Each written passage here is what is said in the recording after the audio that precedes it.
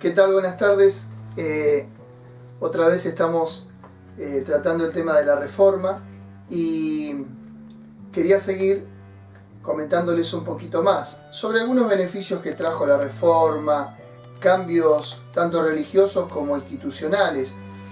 Por ejemplo, algo que tenemos que tener muy en claro es qué significa la palabra reforma, ¿sí? La palabra reforma significa volver a un estado original las cosas. Pero también es interesante saber lo que significaba la palabra protestante, porque esa es nuestra confesión, esa es nuestra proclama, ese es nuestro estandarte. Y la palabra protestante se usó por primera vez formalmente alrededor del año 1529. El adjetivo protestante se origina de la palabra latina protestari, que significa declarar públicamente, testificar y protestar, ¿sí? Otro de los beneficios y de los cambios que trajo la reforma protestante es que si bien los reformadores rechazaron enérgicamente el matrimonio como un sacramento de la Iglesia, esto vale aclarar que nuestros sacramentos son dos, bautismo y Santa Cena, pero la Iglesia Católica lo había adoptado al matrimonio como un sacramento, cosa que los reformadores desestimaron. Expandieron el rol de la Iglesia dentro del matrimonio. ¿Qué significa esto? Que le dieron al hogar y a la familia protagonismo dentro de la Iglesia. Fíjense en esta diferencia.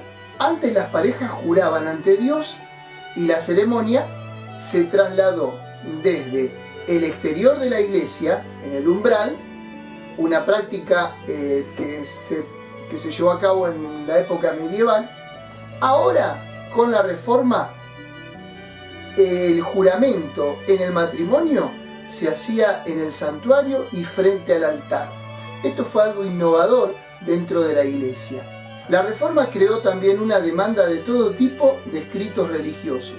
Esto es un mérito que tiene la imprenta, la invención de la imprenta. La cantidad de lectores fue tan grande que la cantidad de libros impresos en Alemania aumentó aproximadamente de 150 en 1518 a casi 1000 6 años más tarde. Todo esto fue producto de la imprenta, ¿sí? Con la invención de la imprenta también y la presentación de folletos al público, las mujeres en el siglo XVI encontraron un acceso creciente a la información, que antes habían sido restringidos de leer, de estudiar, de discutir, incluso de escuchar y debatir en lugares públicos. La mujer tenía este impedimento.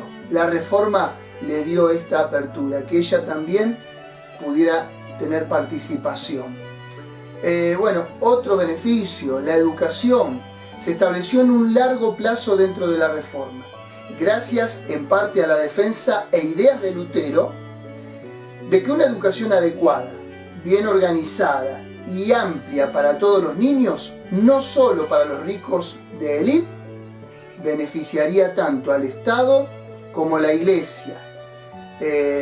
Tengan en cuenta ustedes que en aquel tiempo nadie podía acceder a la educación formal, excepto aquellos que tenían solvencia, que tenían recursos. La riqueza de los pocos estaba justificada en la pobreza de muchos. Recuerden que eran en aquel tiempo los señores feudales los que tenían este acceso, los que podían pagar la educación en monasterios o en grandes escuelas netamente católicas, ¿sí? La reforma trajo todos estos beneficios, que todos pudieran tener acceso a leer y a escribir y por ende a informarse de los aspectos religiosos. Antes de la reforma, escuchen esto, el canto congregacional e incluso hablar durante los servicios de la iglesia no era una práctica estándar en Alemania. A partir ahora de la reforma podía pararse un miembro de la congregación, tener la posibilidad de una lectura y hasta de una reflexión para todo el resto de la iglesia. Una práctica netamente considerada dentro de Primera de Corintios, del capítulo 12 al 14, donde Pablo le da participación a toda la iglesia como miembros del cuerpo de Cristo. Lutero compuso más de 40 himnos en toda su vida y en 1529 escribió y compuso la melodía para lo que se conoció como el himno de la batalla de la Reforma, hoy llamado Castillo Fuerte es nuestro Dios. Lutero deseaba que los himnos fuesen modestos y basados en textos derivados de las Escrituras, expresando valores cristianos, iluminando la fe y el mensaje del Evangelio, y prestándose a cantar congregacionalmente. ¿Cuántos beneficios que nos trajo la Reforma?